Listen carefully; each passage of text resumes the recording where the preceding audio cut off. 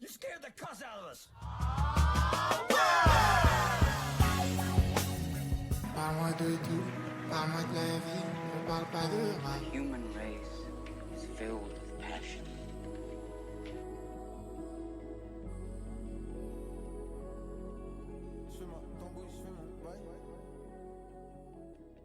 Salut et bienvenue dans Pour la culture, le podcast qui connecte musique et cinéma. Moi c'est Elia et aujourd'hui je suis avec Maxou. Comment ça va Maxou? Salut.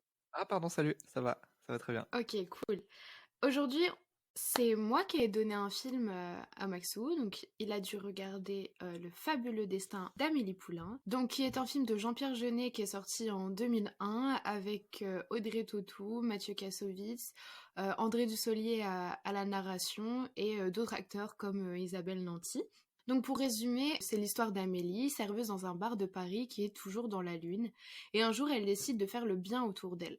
Elle fait des rencontres de toutes sortes jusqu'à rencontrer Nino, collectionneur de photos, des photomatons.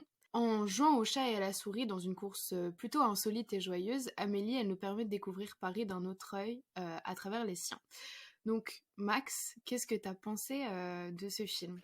Moi, donc du coup, j'avais jamais vu ce film qui est pourtant hyper connu, mais il m'a vraiment rendu très heureux. Genre, en regardant le film, je souriais pendant tout le visionnage de ce film-là, et même, il m'a même fait pleurer tu sais, genre de bonheur et tout ça. Enfin, c'est vraiment un vrai film qui rend heureux et qui fait beaucoup sourire, qui est un film qui est hyper intéressant sur la manière dont est filmé Paris aussi. Oui. C'est ça m'a beaucoup marqué. Je suis vraiment d'accord avec toi et puis c'est ça, c'est déjà l'esthétique du film, elle est incroyable, c'est-à-dire Mhm. que bah dès le début, t'es plongé dans un truc avec des couleurs vives, des univers qui sont propres à chaque C'est personnage, ça. personnages qui sont extrêmement tous hyper travaillés. Les décors, ils sont super beaux. J'aimerais trop vivre dans ce Paris-là, finalement. Ouais, bah c'est la colorimétrie, c'est le terme Mhm. exact. Bah tu sais, c'est propre à ce film-là et même au film de Jean-Pierre Jeunet, de ce que j'ai compris, tu sais, une colorimétrie très Ouais. avec des couleurs bien prononcées. Il y a beaucoup de jaune, beaucoup de vert souvent. Mhm. Ouais, exactement. Et puis, techniquement parlant, c'est un des premiers films qui est fait à l'étalonnage numérique. Donc, c'est-à-dire que tu pouvais vraiment jouer autant que tu voulais avec les paramétrages, la saturation. Donc, il y avait plus ce côté, tu sais, des fois, tu devais augmenter avec la lumière Ouais. sur le set, augmenter par les couleurs qui étaient présentes aussi sur le set. Bah là, il y avait déjà ça, mais en plus, il y avait du montage et justement de l'étalonnage qui était fait en plus, tu vois. Donc c'est super intéressant de voir ce passage justement d'un étalonnage non numérique à un étalonnage numérique finalement. Ouais, grave.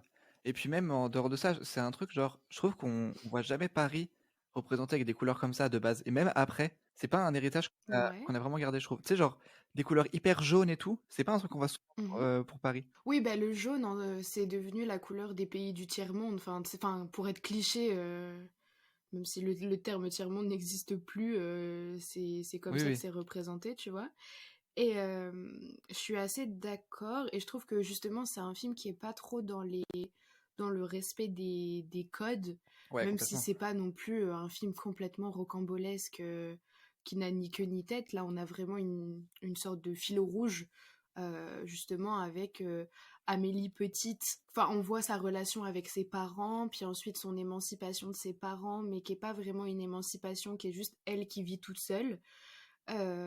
Et elle qui rencontre d'autres personnages, etc.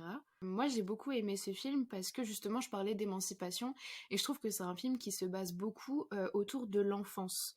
Je sais Mhm. pas si t'as fait le lien un peu entre tous les éléments, mais tu sais, tous les personnages, finalement, on peut se dire qu'ils sont tous bloqués en enfance et ils Ouais, essayent de s'en débarrasser de tant que bien que mal, tu vois. ouais. Et c'est vachement retranscrit par la manière dont c'est filmé et la manière dont c'est monté. Tu sais, il y a des scènes qui sont inspirées par de la BD, tu sais, où t'as des bulles, des dialogues et comme ça, tu vois.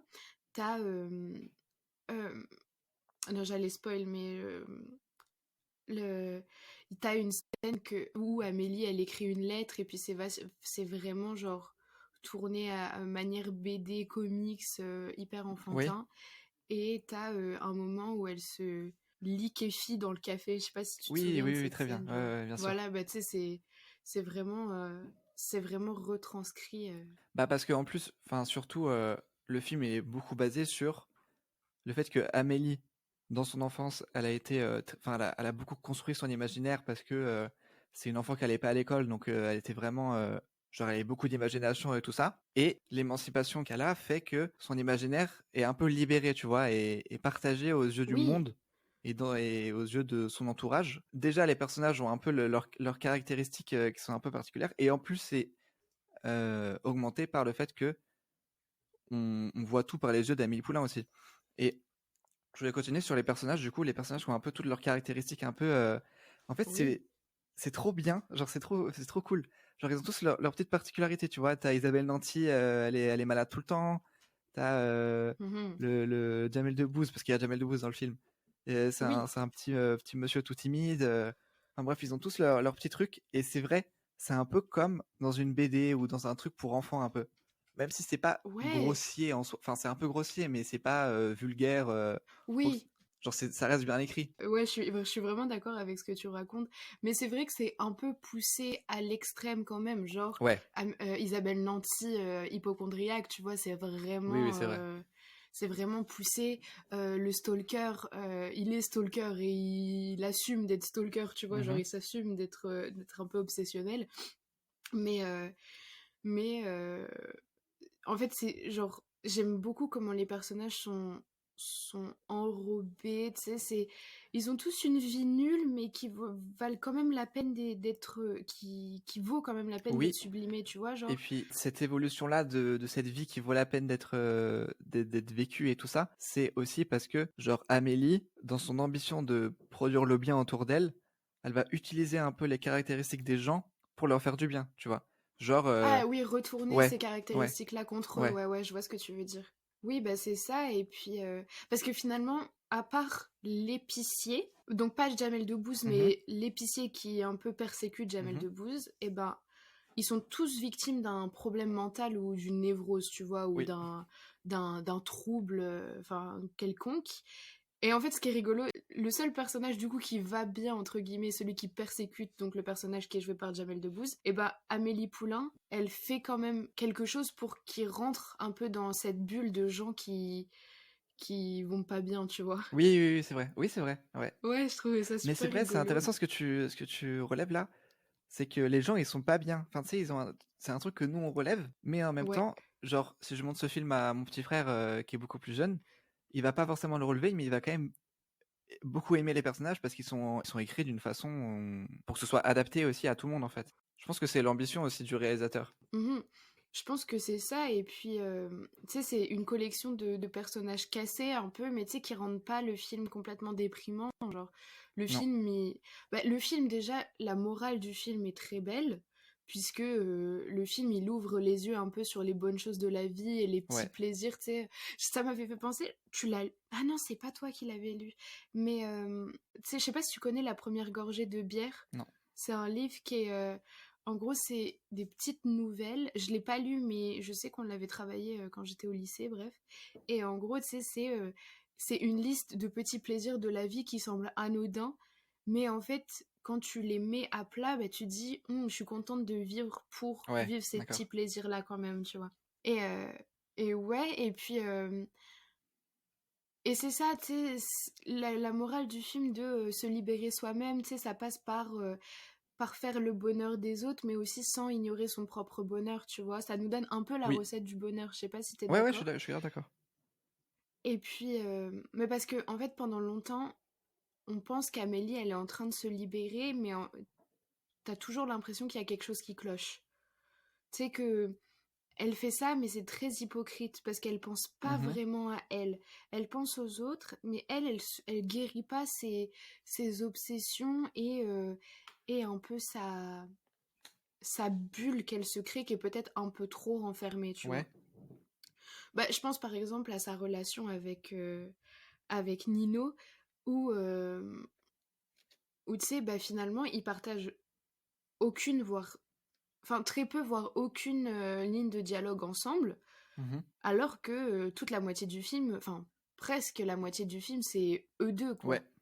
Donc finalement, elle pense pas vraiment à son bonheur, mais elle pense le faire et elle pense atteindre le bonheur en faisant le bonheur des autres uniquement. Ouais, c'est ça. Ouais, complètement. Et moi j'ai vraiment adoré la relation entre Nino et Amélie. J'ai beaucoup aimé l'alchimie en plus entre les acteurs, je trouvais ça Ouais, super cool. vraiment.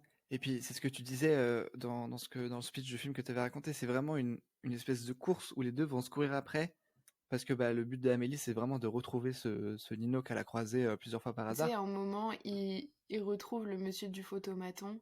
Oui, Et tu sais, lui part à la recherche. Lui est obsédé par le mec du photomaton.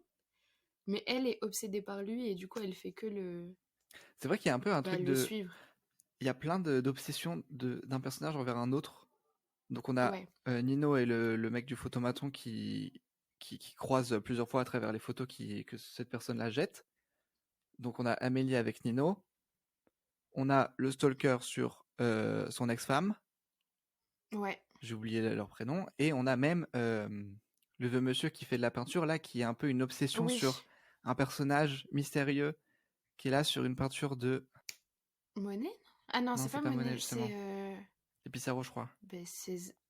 Ah ok, ouais. Je sais plus. Je sais plus, écoute. Mais bah, je peux rebondir si jamais... peut-être tu retrouveras l'information d'ici Ouais. là, mais en fait, justement, Nino aussi fait hyper écho à ce thème de l'enfance parce que Nino, il sait pas trop qui il est, il sait pas trop ce qu'il fait. Et tu sais, c'est hyper intéressant que ce soit Amélie qui vient le libérer. Tu sais, par exemple, je vais pas spoil, mais en fait, elle finit par libérer Nino d'une certaine emprise, d'une certaine obsession, justement ce qu'on disait sur le monsieur du photomaton. Et en fait, elle lui montre que la beauté du monde, elle se fait aussi par le contact avec des personnes du monde réel et pas juste des Ouais. photos du photomaton qu'il peut trouver par terre, tu vois. Et en fait, justement, tu vois, c'est ce que je disais, Amélie, elle libère les autres sans se libérer elle-même, tu vois. Elle, elle s'ouvre hypocritement et puis elle accepte finalement de se cogner à la vie sous les conseils de l'homme de verre, justement, celui qui est obsédé par la peinture, tu vois. De Manet, du coup. Manet. Ah, Manet, Pas ok. Monet, Ouais, Manet. j'étais pas loin, j'avais dit Monet, ouais.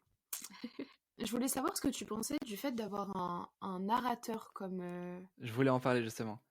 En fait, Ok, moi, je trouve super. que, genre, les 30 premières minutes du film, moi, je les trouve parfaites.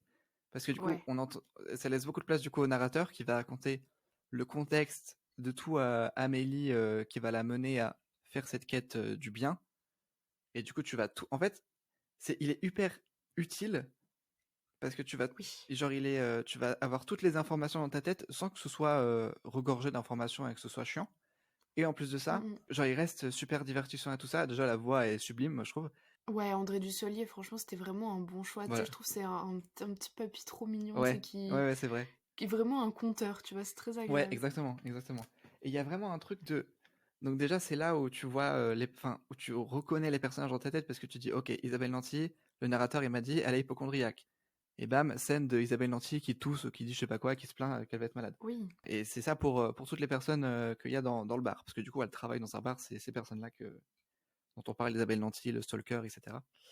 Et Amélie, du coup. Et Amélie, donc qui travaille dans ce bar-là. Et en plus, tout le temps, il va y avoir des informations et des détails inutiles dans leur vie. Tu vois, les trucs, Amélie Poulain n'aime pas se tacher les doigts avec je sais pas quoi. Des trucs hyper Anecdotique, mais anecdotiques. qui te permettent de t'attacher au Exactement. personnage. Exactement. Et Ouais. en plus, c'est hyper divertissant. Tu vois, c'est des trucs où on se retrouve tous parce que c'est des trucs graves du Mhm. quotidien. Et c'est des trucs qu'on Oui. retrouve jamais dans des films.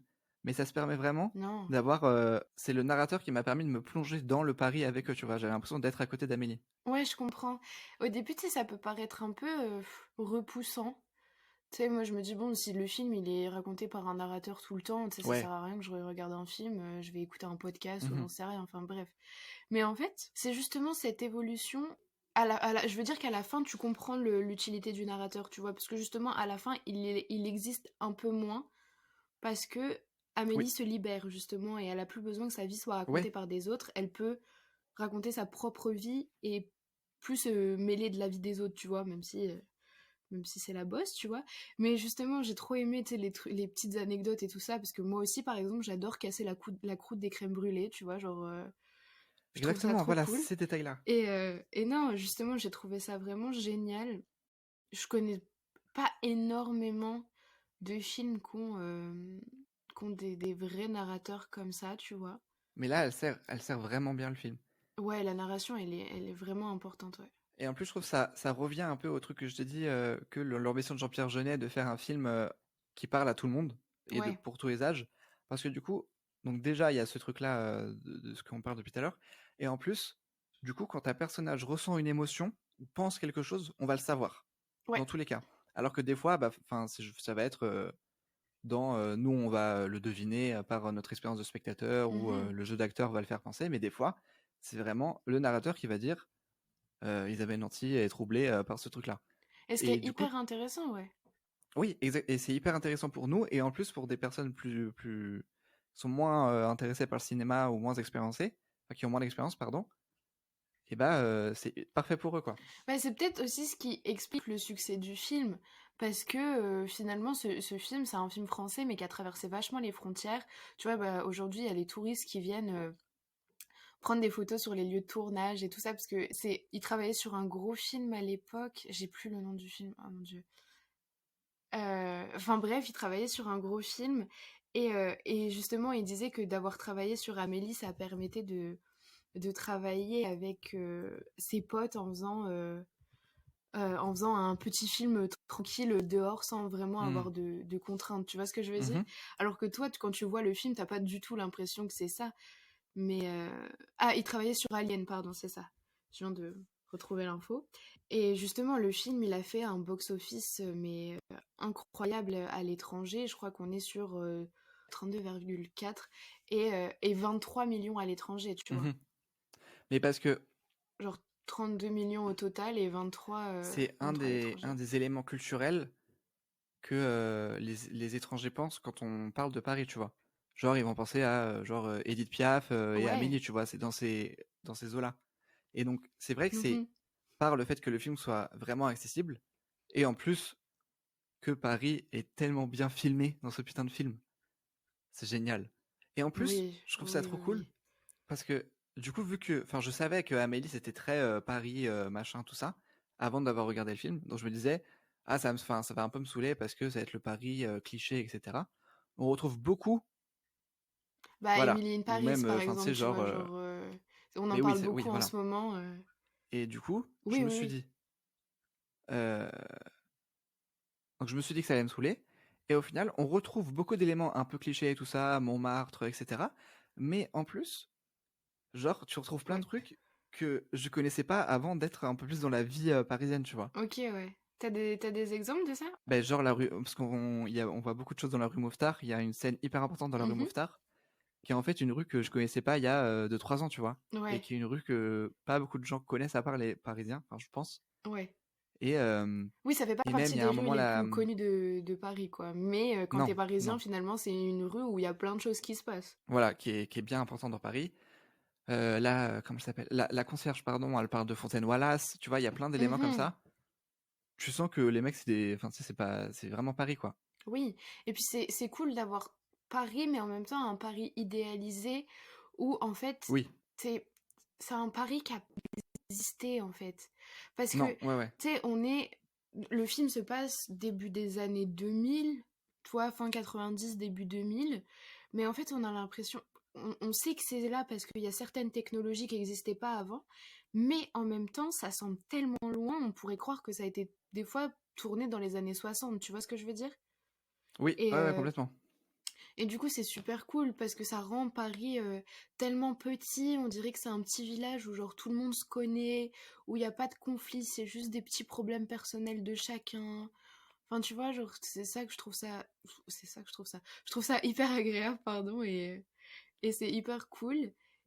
Bah, parce que c'est vraiment le Paris, mais c'est surtout le la vie d'Amélie Poulain, quoi, en fait.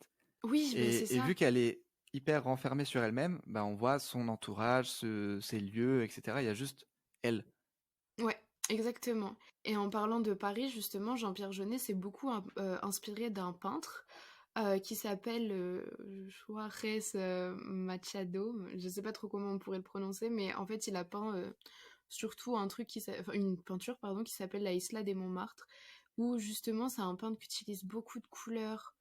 Enfin, il y a d'autres peintures qu'il a faites qui font écho au film dans l'utilisation des couleurs. En fait, ce peintre était appelé le peintre de Montmartre, tu vois, donc enfin, la connexion entre les deux était un peu évidente, mais je trouve ça super cool quand on peut relier justement des œuvres à des peintures Ouais. parce que justement tu vois une autre inspiration et t'arrives quand même à lier et tout. Enfin, et je trouve ça super cool. Mhm, bien sûr. Puis c'est vrai que enfin, ce film, c'est très Montmartre, quoi, on n'empêche. Ouais, Mais c'est trop ouais. cool. Quand on s'est baladé à Montmartre il y a quelques mois, genre, ça m'a vraiment tout de suite. Moi, je l'ai vu il y a super longtemps ce film, enfin super longtemps. Ouais. Je sais même plus quand je l'ai vu, mais quand j'y suis allée, quand on est allé à Montmartre, j'ai vraiment pensé à Amélie Poulain, Ouais, tu vois. oui, Je me oui, bah suis oui. dit, genre, je suis Je pense que à c'est pareil pour plein de gens, je l'endroit, tu pense. vois. Ouais. Ouais, bah c'est ça.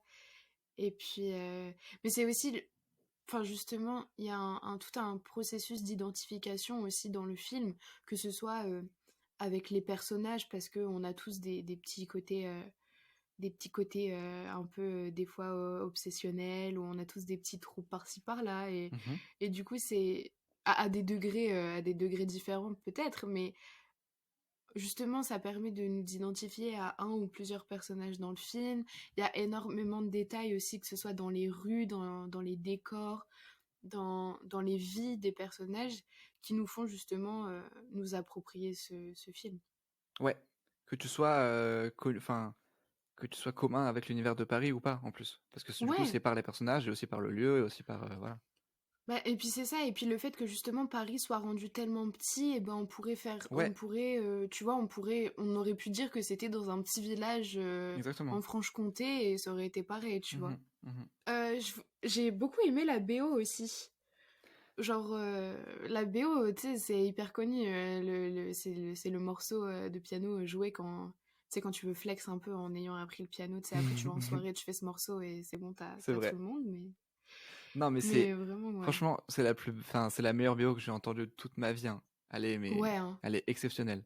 Je la connais, du Ouais. coup, enfin, je connaissais déjà beaucoup de morceaux. Je connaissais donc celle-là, je connaissais La Dispute aussi, qui est genre, quand Ouais, c'est le c'est début du super film connu. là, cette musique, elle est géniale. Mais donc ouais, franchement, c'est un truc, c'est de la musique très, enfin des instruments très académiques slash classiques, tu vois. Oui. Mais ça a vraiment, je sais pas si c'est ça ou si c'était un peu, genre ça a vraiment défini une esthétique de la musique de Paris, tu vois. N'empêche. Hmm, c'est vrai. Et alors que tu m'aurais demandé, genre, d'imaginer une musique à quelqu'un sur Paris, ça aurait pas forcément été ça, tu vois, que j'aurais imaginé. Mais en fait, je D'accord. trouve que dans le film, bah, c'est ça, en fait. Genre, c'est vraiment pertinent. C'est un rôle tellement majeur pour rendre le film Ouais. beau et pur, tu vois. Genre c'est Et tellement sublime, marquant, quoi. ouais. Ouais, vraiment marquant.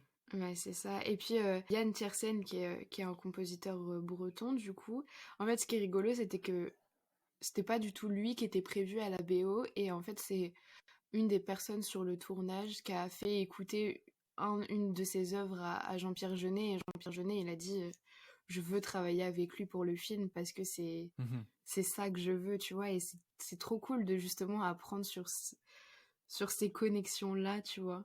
Ouais, bien sûr.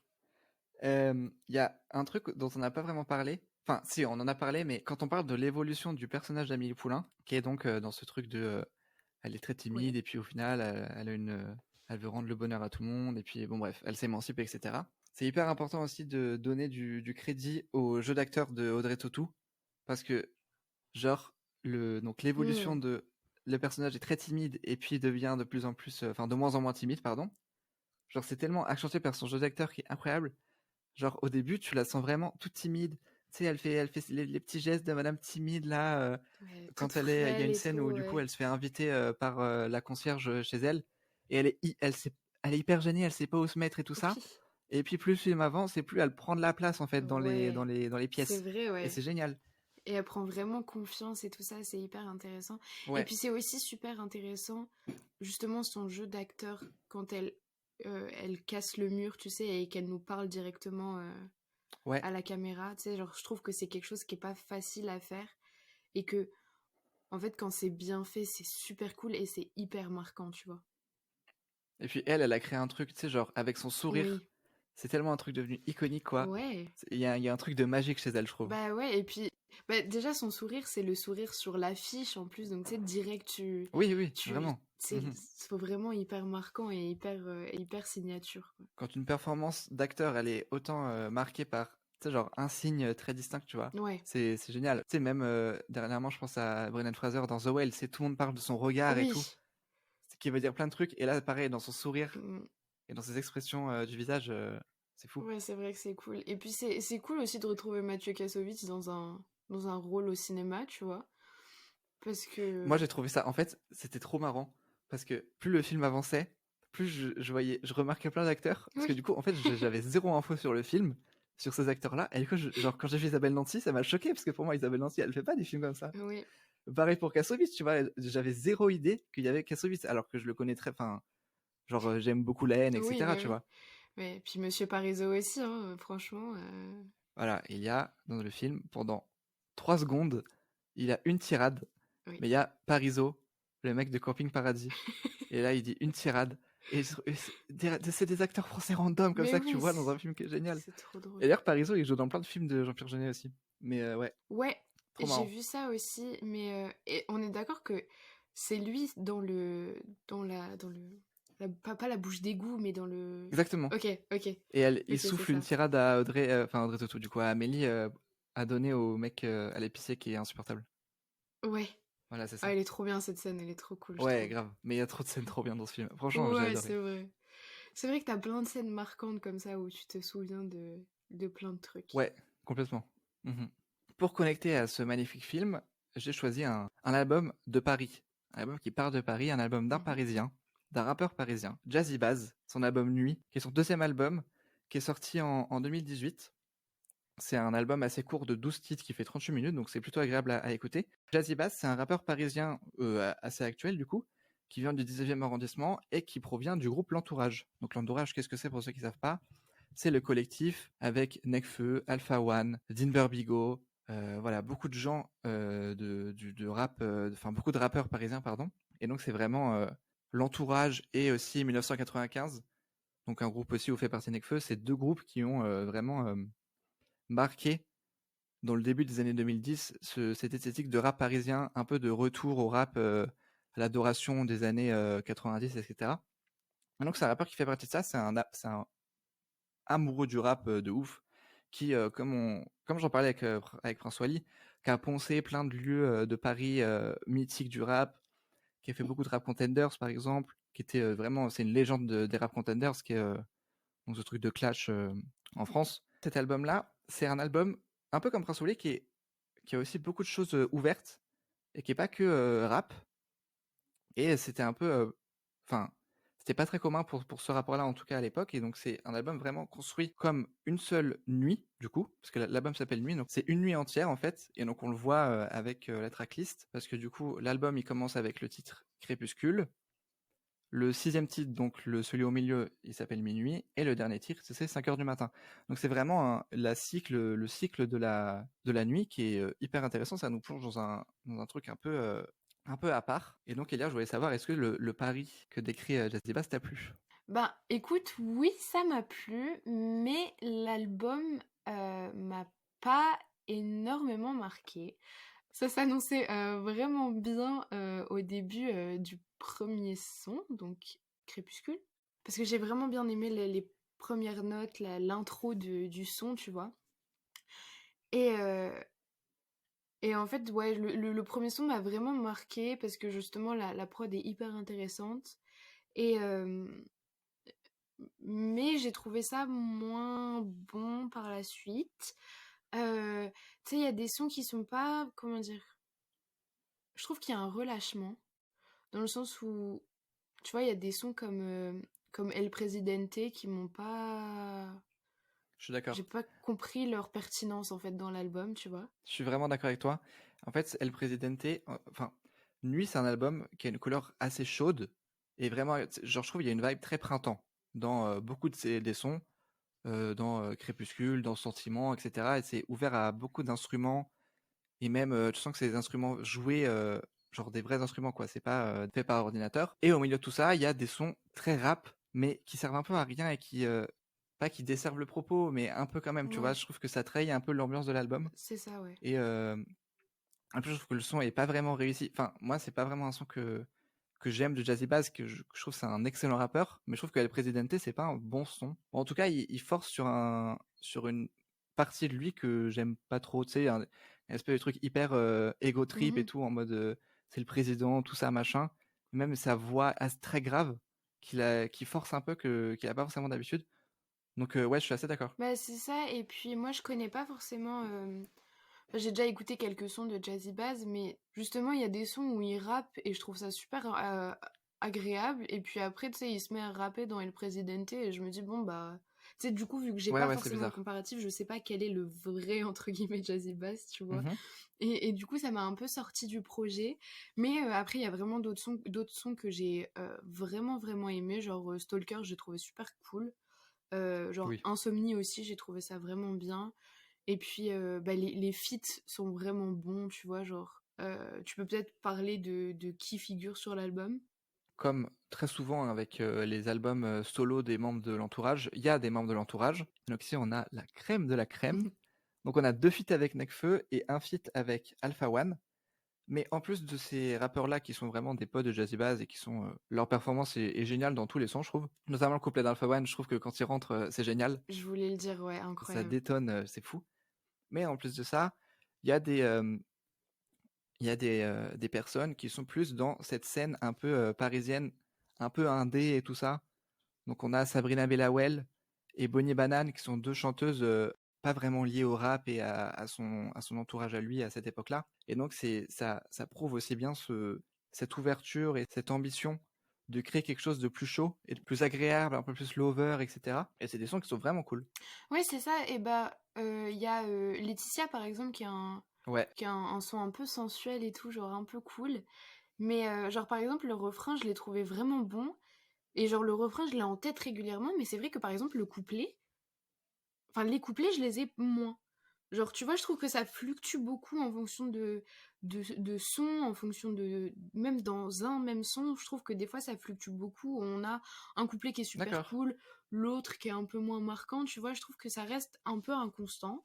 Mais en tout cas, je trouve que le projet, il est vraiment marqué par une fin de l'album aussi qui est très très bonne, tu vois. Donc, Ouais, ouais, ouais, il est justement, génial 5 ce heures du titre. matin, je l'ai trouvé vraiment, vraiment bien. Et du coup, en fait, ce qui est bien, du coup, ce qui relève un peu le tout et ce qui est constant, c'est les prods, je trouve, qui sont vraiment, Complètement. vraiment bonnes dans Mhm. tout l'album, globalement, tu vois. Genre, j'ai pas de son, où je me suis dit, oula, qu'est-ce qui s'est passé pour la prod?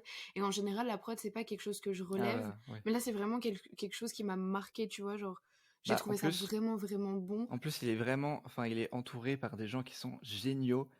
Il y a beaucoup de prods de Lubensky, Ouais. qui est un musicien génial, qui a beaucoup taffé avec Nekfeu, avec d'autres gens, Mhm. mais il est vraiment génial. Il y a Diop aussi, Diop qui est aussi un musicien hyper génial, qui est très aussi dans cette scène parisienne-là, hein. Et des producteurs comme Onomite, etc. Et c'est des gens qui le connaissent, enfin, tu sais, ils se connaissent tous, et ils avaient tous un peu cette ambition de faire cet album-là, Oui. et ils ont tous les capacités de le faire, parce que c'est des musiciens géniaux. Et du coup, ça rend aussi cette unité dans l'album. Parce qu'il y a quand même une unité dans l'album. Même s'il y a des morceaux qui trahissent un peu ce truc-là. Non, mais c'est ça. En fait, je trouve que exactement les sons se complètent. Et je trouve qu'il y a une vraie, Mhm. il y a une cohérence et une notion d'ensemble. Tu vois, on voit que ça a été travaillé et que justement le,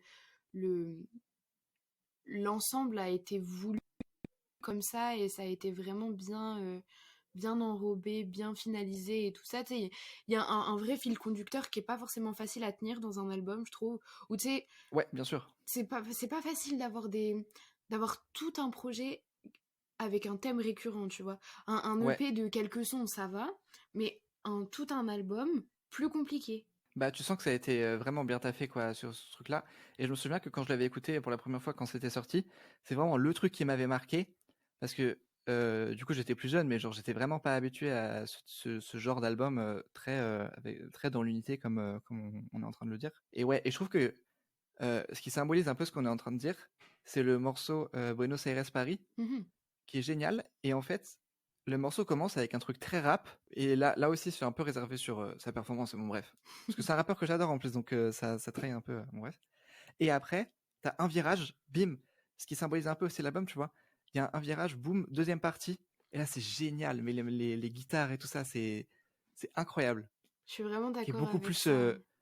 c'est vraiment les deux couleurs de l'album en fait, c'est deux couleurs extrêmes de l'album, genre le jaune et le bleu, tu vois, et ce qui a formé le vert de Mhm. cet album en fait. Bah ouais, finalement, en projet complet, il est assez cool, tu vois. Après, je te dis, il y a des sons Mhm. à retenir, il y a des sons à moins retenir, mais tu sais, ça reste pas des sons inécoutables, hein, ça reste bon quand même, tu vois, c'est pas affreux. Je trouve que il y a beaucoup de thèmes abordés qui sont cool. Il y a beaucoup de... C'est ça, il y a beaucoup... un vrai fil conducteur qui est hyper important et que tu perds pas, en fait. Parce que toi, des fois, en tant Non, que quelqu'un qui écoute un album, bah, en fait, t'es pas dans la tête du rappeur, enfin, ou de l'artiste et de toute son équipe qui, eux, sont au cœur du projet et qui savent vraiment de quoi ils parlent. Toi, quand t'as un œil extérieur, bah, tu pourrais avoir une interprétation qui est totalement différente. Et bah là, je trouve que c'est pas forcément le cas. Et je trouve que c'est quand même assez évident ce qu'il voulait dire et ce qu'il voulait faire oui, dans ce projet, tu vois. c'est vrai, et c'est pas évident comme travail Ouais. ça, de rendre évident tout ce fil conducteur et cette narration. Ce qui est aussi un argument qu'on peut donner pour approcher les deux pièces culturelles au C'est final. exactement ce que j'allais dire. Et puis, et puis ce qui aide aussi à ça, c'est la narration de Jazzy Bass, parce que Jazzy Bass, il a quand même une écriture qui est géniale, qui est assez marquante par rapport à d'autres membres de l'entourage. Elle est vraiment super, et puis c'est bourré de narration dans l'album. Il y a beaucoup de sons qui sont un peu des histoires d'amour, un peu par-ci par-là, tu vois. Mm. Genre, t'as Laetitia, évidemment, qui est un son qui, à l'époque, m'avait mais matrixé de Ah ouais? ouf. Tu sais, genre, comme tu disais, son refrain, tu sais, il a une voix hyper sensuelle, tu vois, dans son Ouais. interprétation. Il laisse bien couler les mots et tout. Je trouve ça génial. Et puis, il y a plein d'autres sons comme ça. Bah, Sentiments, ça parle aussi de deux mecs qui se partagent une histoire d'amour. 5 heures du matin, c'est aussi une narration dans le sens où c'est un mec donc, j'aurais dit 5 heures du matin, je suis défoncé sur les faubourgs. Avant de te rencontrer, je ne croyais pas en l'amour. Tu vois, il y a aussi encore ce Ouais. truc-là. Et donc, tu sais jamais si c'est lui ou si c'est un personnage, mais il y a quand même toujours cette narration, et donc souvent portée autour de l'amour. Et la narration, c'est un point fort de l'album et de Jazzy Bass. Ben ouais, exactement. Et puis ouais, genre je suis d'accord, j'ai vraiment aimé Sentiments et j'ai vraiment aimé genre justement les côtés un peu plus voix aiguë, l'ajout de voix féminine Mhm. aussi, j'ai trouvé ça super cool. Non, et puis Sentiment, c'est accompagné de la fin qui est très instrumentale, etc., Oui. qui est géniale, et c'est la loupe qu'on retrouve beaucoup dans Nekfeu, Les Étoiles Vagabondes, qu'on retrouve dans De mes cendres, il me semble, qui est donc c'est la même mélodie. Mm, mm. Et c'est aussi, ça symbolise un peu toute l'instrumental, enfin toutes les prods et ça qui sont géniales et qui sont très dans l'instrumentalité justement. Mais en plus, ça m'avait beaucoup marqué parce que, tu sais, bah, on a vu le film Les Étoiles Vagabondes ensemble. Et tu sais, il y a toute une partie du film où justement il parle de cette Mhm. loupe, justement. Et Ouais, je me suis dit, waouh, ok, je reconnais et tout. Et après, je ouais, me dis, ouais. bah oui, mais c'est normal, c'est Jazzy Bass. Enfin, tu sais, c'est pas comme si tu trouvais ça chez Nekfeu et puis tu trouvais ça chez, genre, Céline Dion, tu vois. Genre, tu sais, c'est pas. Mhm. Mhm. Mais je trouve ça cool, justement, les connexions que tu peux faire et la patte qui est apportée par chacun des feats, chacun des beatmakers et des producteurs, comme tu disais, tu vois. Ouais, bien sûr. Et puis, je pense que pour un peu finir, je vais parler de mon amour pour le morceau Parfum, Hmm. qui est un morceau mais exceptionnel, où c'est un morceau qui parle pas mal de nostalgie et en fait, il se remémore beaucoup de choses de son enfance, etc., par le parfum, les senteurs, etc. C'est un morceau hyper émouvant. Tu sais, les morceaux remplis de nostalgie dans le rap comme ça, il y en a pas mal. Et je pense à beaucoup de sons de Akhenaton, notamment Quand ça se disperse, qui est un son aussi qui me bouleverse. Et ce son-là, il me bouleverse énormément. Et j'ai vu une interview où lui aussi, enfin en gros, et oui, et donc, j'ai vu une interview où il dit qu'il a écrit ce son-là sur une prod d'Akhenaton, sur Mon texte Ah. savant. Et en fait, il a dit que c'est dans une interview avec Mehdi que genre il pleurait en l'écrivant, tu vois, tellement ça Ah remplissait ouais. d'émotions. Et ça, genre, il a tellement touché juste dans son écriture, Oui. etc., C'est un son qui est incroyable. Ça se sent vraiment ce que tu dis. En fait, j'étais pas du tout au courant de ça, mais maintenant que tu le dis, bah en fait, tu sens qu'il y a une vraie Mhm, émotion qui est dans tout l'album, mais encore plus dans ce morceau où c'est mhm, vraiment là et ça te prend et tu sais, genre il t'emmène, il te prend par la main et il t'emmène, tu sais, dans Paris et en fait, c'est complètement. hyper intéressant ce que tu dis parce que justement, ça nous permet de le lier à l'album, au film, pardon, parce que dans Nuit, on voit, enfin, et surtout dans Parfum finalement, mais même s'il y a d'autres références dans d'autres sons à Paris, tu vois, et ben, grâce à Parfum, on voit Paris à travers les yeux de Jazzy Bass, et Exactement. dans Amélie Poulain, et ben, on voit Paris à travers les yeux d'Amélie. C'est vraiment ça. Dans les deux albums, je trouve que le sujet principal, c'est leur Paris, tu vois. Mhm, Et c'est hyper intéressant aussi d'avoir ce truc. Amélie Poulain, c'est hyper solaire, etc. Montmartre et tout. Et puis Jazzy Bass, c'est Pigalle, nuit, tu vois. Même si la couleur des musiques sont un peu sont plus mhm, chaudes, c'est quand même dans ce truc-là. Et donc c'est deux Paris qui sont très proches géographiquement du coup, parce que Pigalle et Montmartre c'est vraiment à côté, mais c'est deux Paris qui sont vraiment différents.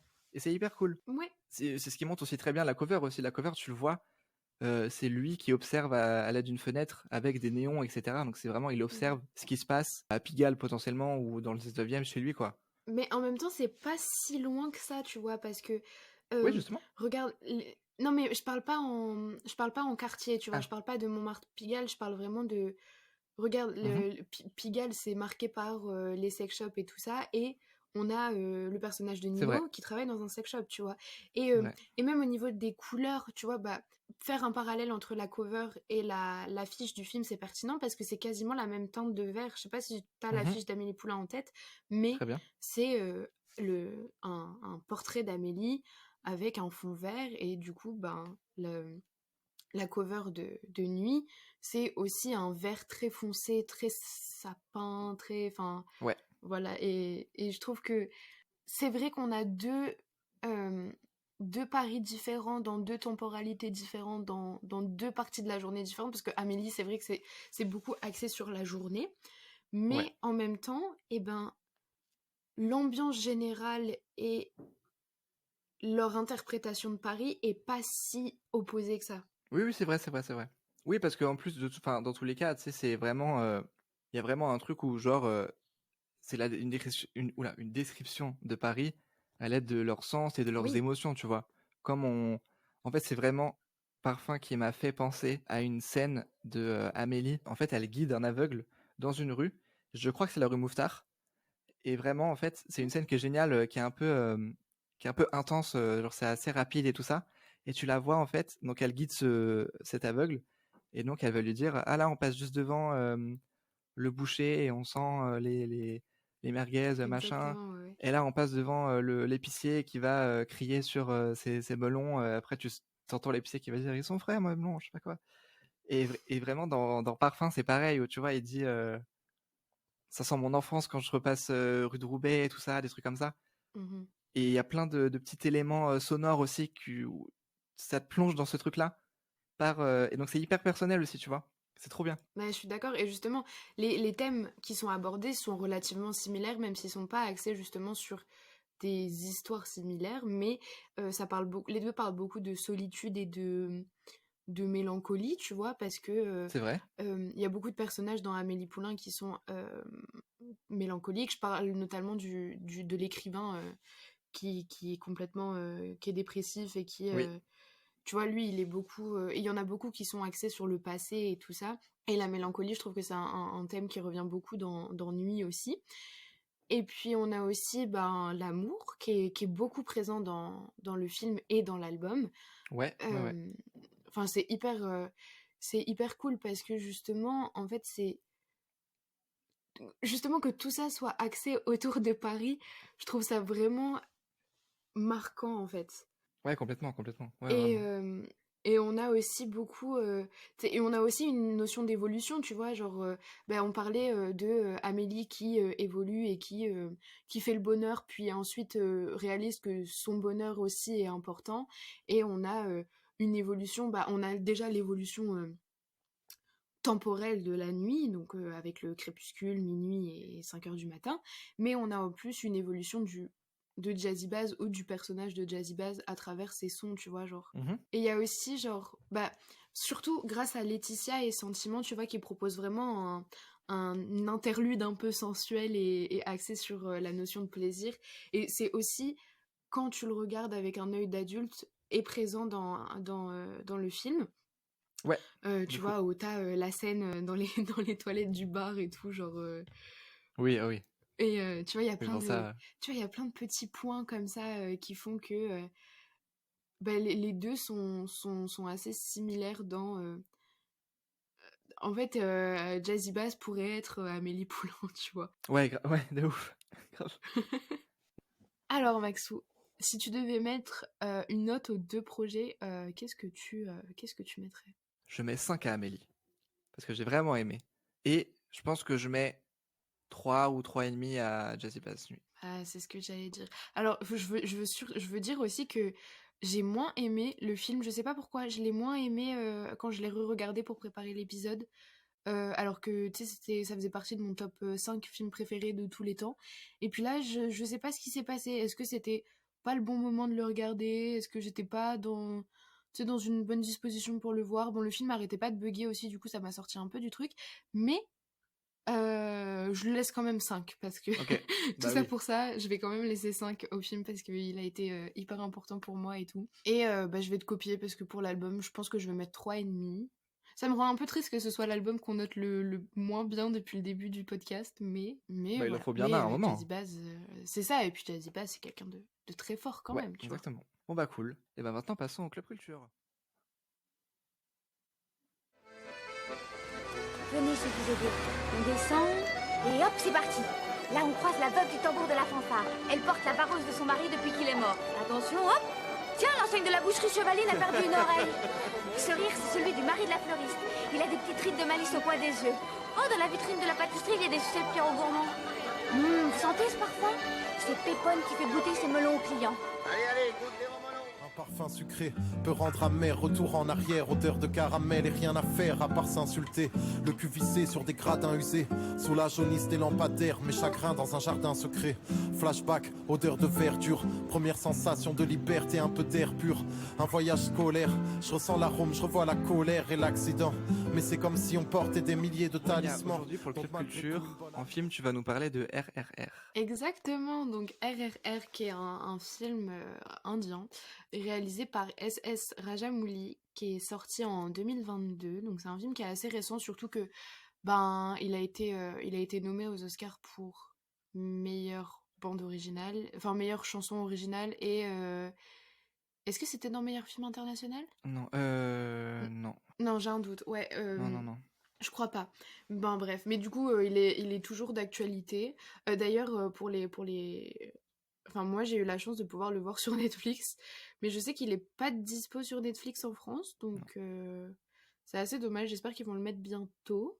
Mais bon, RRR, c'est un film en Bollywood qui raconte l'histoire de deux personnages, donc un policier et un révolutionnaire qui vont avoir leur destin, qui vont se croiser pendant l'Inde, pardon, au moment où l'Inde est colonisée par les Anglais, donc dans les années 1920 à peu près. Et, et en fait, c'est vraiment un film qui est à mourir de rire.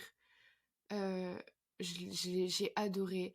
J'ai vraiment pleuré de rire du début jusqu'à la fin, alors qu'il se passait des trucs mais tragiques dans le film, des trucs quand même assez graphiques, tu vois. Genre, c'est pas le film que vous pouvez regarder avec vos petites sœurs, vos petits frères ou vos enfants, tu vois. Je trouve que c'est quand même assez... Bah, c'est un film un peu... c'est autour de la guerre et de la révolution des Indiens face au pouvoir colonial, donc quand même, tu vois. Mais en fait, c'est tellement rocambolesque, exagéré, burlesque. Des fois, ça n'a aucun sens. Si vous êtes un peu familier avec le cinéma Bollywood, j'imagine que c'est... Moi, c'est pas trop mon cas, j'ai très peu d'infos là-dessus, mais j'imagine qu'il y a beaucoup de conventions du Bollywood qui ont été reprises. notamment l'exagération dans beaucoup de scènes, notamment les scènes de combat, enfin de bagarre qui durent, le film dure 3 heures, hein, mais Ouais. et en soi, si on enlevait les scènes de bataille de 20 minutes, il durerait 1 heure et demie, je pense, mais vous dites pas que ça en vaut pas la peine, parce que les scènes de bagarre sont vraiment à pleurer de rire. Elles durent hyper longtemps et en fait, tu sais, ça escalade, ça passe du coup de poing à la moto qui est levée et tournée dans tous les sens pour être envoyée sur un ennemi. Mais en fait, tout est trop bien. Les 2 personnages principaux sont hyper attachants. Leur connexion est super cool. Les costumes sont beaux, les décors sont superbes. C'est une grosse production indienne, donc j'avais déjà vu des documentaires justement sur enfin pas l'envers de l'industrie, mais justement, tu sais, c'est vraiment comme Hollywood avec les gros studios qui ont été créés pour pas pour ce film-là, mais justement qui ont été vraiment créés au moment de l'expansion du Bollywood à l'international, et on sent que c'est un film qui a été aussi créé pour être envoyé à l'international. Et puis ça reste une porte d'entrée géniale au Bollywood, je pense. J'ai pas vu le film, Ouais. mais je pense qu'il y a aussi de ça, quoi.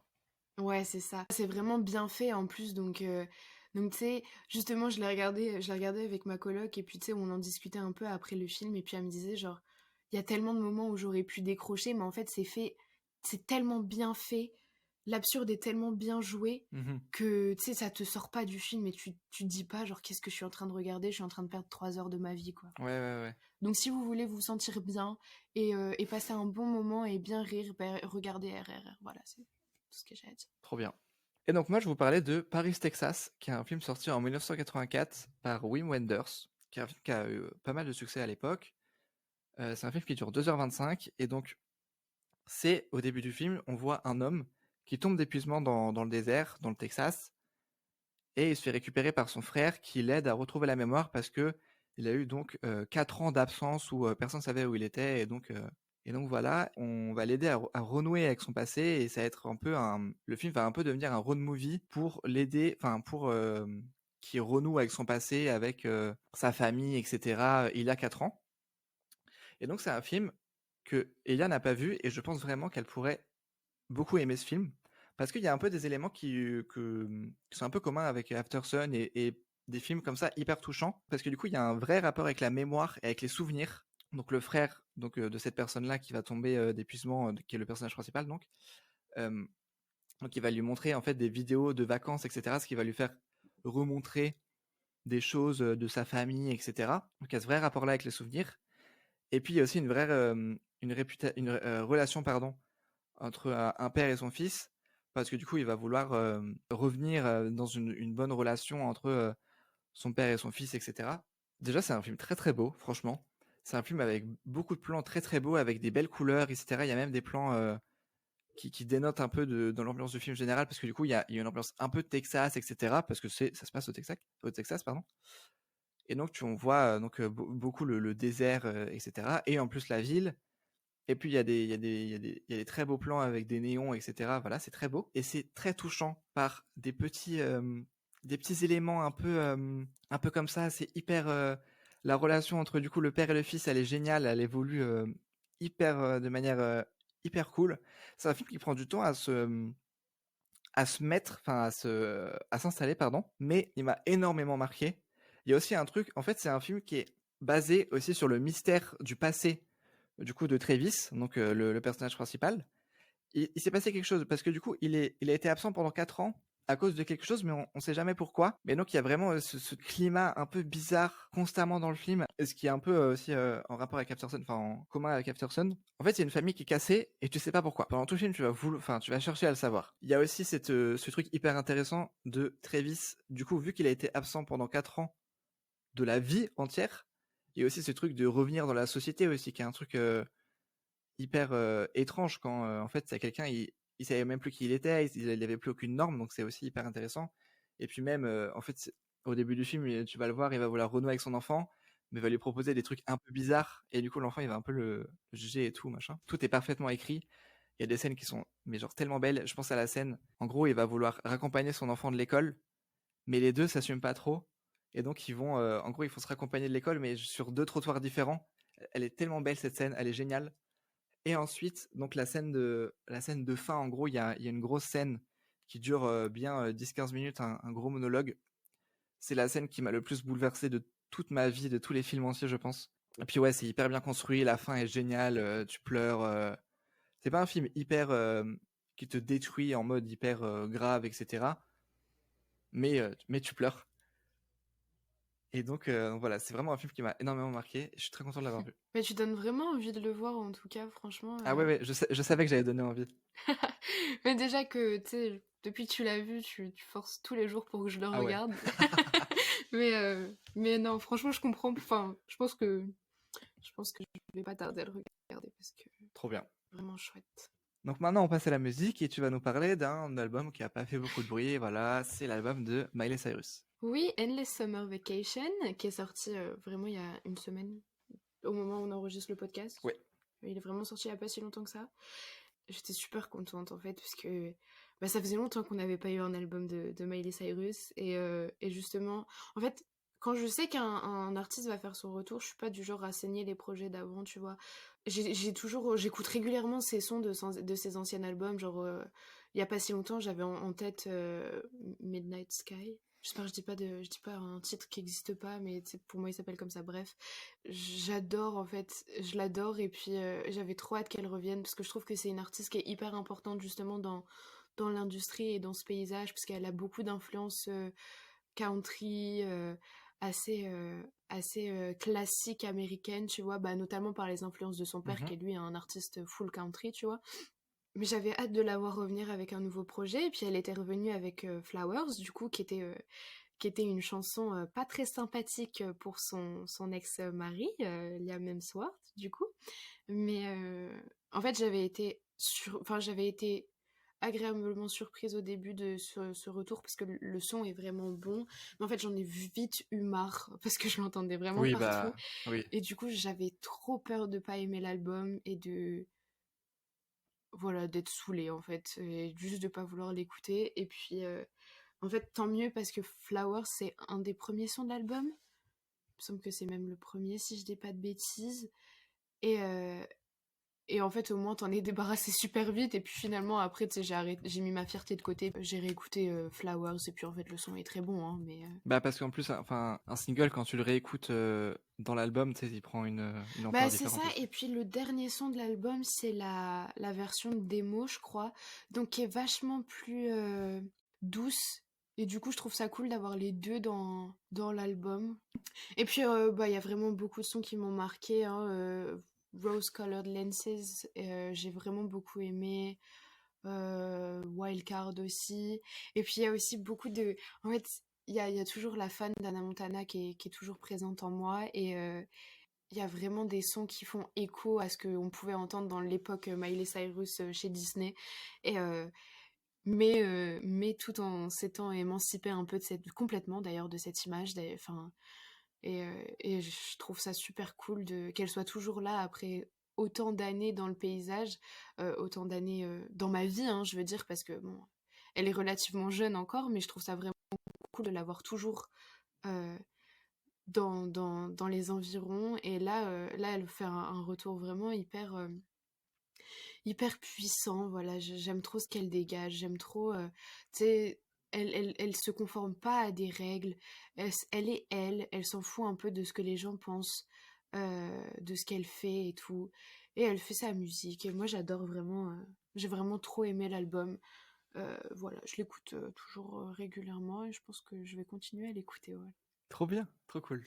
Eh bien moi, soyez prêts à être effrayés, parce que je vais parler de Scaring the House par JPEG Mafia et Danny Brown. Donc c'est un album commun entre ces deux artistes-là.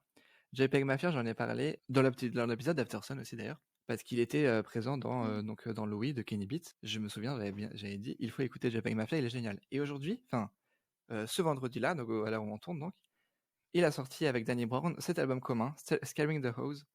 C'est un album génial qui m'a vraiment marqué, qui m'a mis plutôt une claque en vrai. C'est un album de hip-hop un peu expérimental, tu sais, de alt hip-hop, etc. C'est un truc un peu niche. En fait, c'est deux mecs qui sont vraiment géniaux. J'ai rarement entendu un album aussi bien produit que ce truc-là. C'est un mélange entre beaucoup de samples qui sont vraiment géniaux, hyper bien trouvés, de trucs hyper variés. Ça peut être des samples des années 70, un peu de funk, et un sample R&B des années 2000, etc. Qui vont pousser à fond, tu vois, et couplés avec des percussions bien modernes, bien surchargées, tu vois, il y en a énormément. Et même les samples aussi, ils sont un peu poussés. Enfin, quand je dis qu'ils sont poussés, c'est qu'ils sont pas mal saturés, etc. aussi, sans être vraiment inécoutables, etc. Trop alternatifs et tout ça. C'est vraiment des très bons sons. Mais c'est des sons qui s'écoutent à fond, je trouve, tu vois, pour vraiment se mettre dans la prod, qui est souvent d'ailleurs traitée plus forte que les voix de ces deux artistes-là. Donc c'est vraiment, genre c'est hyper moderne, c'est vraiment génial, c'est tellement bien produit. En fait, je me souviens très bien en écoutant pour la première fois l'album, donc ce jeudi soir, enfin vendredi soir. Genre j'étais choqué, dès que j'écoutais un son, la prod partait, et j'étais genre hyper choqué, parce que c'était génial. Donc il y a beaucoup d'éléments de partout, et puis eux ils rappent super bien, ils ont une voix, enfin surtout Danny Brown, il a une voix un peu particulière, et JPEG Mafia rappe trop bien, mais bref, le mélange des deux, ils sont bien, enfin ça se voit qu'ils s'entendent vraiment bien, que ce soit dans la vie que artistiquement parlant. Je vais aller un peu court parce que vraiment c'est juste, genre je trouve juste génial cet album. Et puis il y a aussi un truc qui m'a pas mal parlé à moi, c'est que ces deux mecs, déjà donc ils sont hyper marrants, tu peux les entendre dans des interviews. Danny Brown il a un podcast et où il a invité JPEG Mafia, il y a des... Bref, ils sont trop drôles. Et en plus les deux c'est un peu des geekos, tu vois. Et donc souvent il y a un peu des refs ou des trucs comme ça, un peu de geek et de pop culture que j'ai et que tu peux avoir aussi, tu vois. Mais genre il y a un son qui s'appelle Kingdom Hearts qui est avec Red Veil, qui est aussi un rappeur incroyable. Il y a un son qui s'appelle Step a Pig, en mode, tu vois, genre Peppa Pig, mais voilà, hyper drôle. Rien que le nom de l'album, c'est Scaring the House. Genre, il y a un son qui s'appelle, je sais plus, mais genre, il y a un titre, le titre d'un son où il cite, genre, il y a Jack Harlow dans le son. Enfin, dans le nom du son. Je sais plus c'est quoi. Bon, bref, ils sont trop drôles. Ils sont trop drôles et les sons sont incroyables, vraiment. Je l'écoute non-stop. Bon, après, il y a Varnish qui a sorti son projet aussi, donc j'écoute vraiment ces deux projets-là constamment. T'es occupé en ce moment. Ouais, musicalement, je suis vraiment occupé. Mais c'est trop cool. Et donc, je suis très content d'avoir eu ce résultat-là. Eh ben, super. C'est trop cool, les albums comme ça, on arrive vraiment à avoir... tu sais, on ressent les connexions de fou. Entre les artistes, tu vois, je trouve ça super cool. Genre, t'as l'impression de rentrer un peu dans leur groupe de potes et tout. Ouais, c'est ça. Et puis, c'est vraiment une évidence entre les deux, tu vois, genre, ils se complètent de ouf. Ouais. Trop cool. Bah, écoute, on va se laisser, nous. Hein. Bah ouais. Hein. On arrive à la fin, là. Ouais, on a trop parlé encore. Ouais, on a beaucoup parlé encore, on blablate, hein. Ouh là là. Bah merci d'être resté jusqu'à la fin, si vous êtes resté à la fin. Dites le mot patate dans les commentaires si vous êtes resté jusqu'à la fin. Pardon. Bon, en tout cas, nous, on se retrouve très vite. N'oubliez pas, si vous voulez plus d'avis sur les films, les séries, les singles, les albums, enfin tout ce qu'on voit et on écoute, n'oubliez pas de venir sur notre Instagram @pourlacultureplc. On a aussi un compte TikTok où on essaye un peu de développer des petits formats comme le je sais pas toi mais où on parle un peu plus sur des projets qu'on a aimés. Puis nous on se retrouve très bientôt. Bisous. Bisous les gars, salut. You're still here?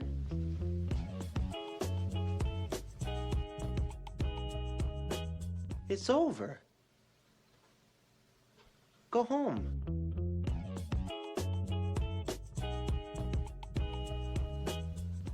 Go.